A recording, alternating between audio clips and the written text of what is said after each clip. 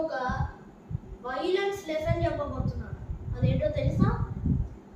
ఒక డెడ్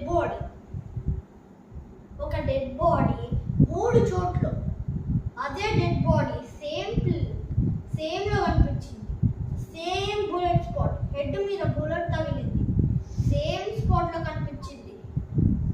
అసలు ఇది సిబిఐ ఆఫీసర్లో కాదు, హై ఇన్వెస్టిగేషన్ ఆఫీసర్స్ కూడా కనిపెట్టలేకపోయారు. ఇది మన ఇండియాలోనే ద వైలెన్స్ లెసన్ లాగా ఉంటుంది.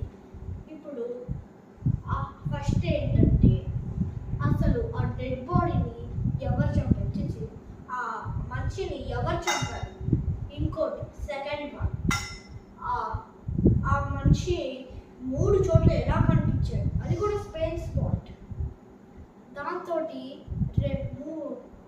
చాలా రాడ్ కొట్టిన దెబ్బలు ఉన్నాయి. ఇలాంటి హైలీ ఇన్వెస్టిగేషన్ ఆఫీసర్సే కాదు, హై ఇన్వెస్టిగేషన్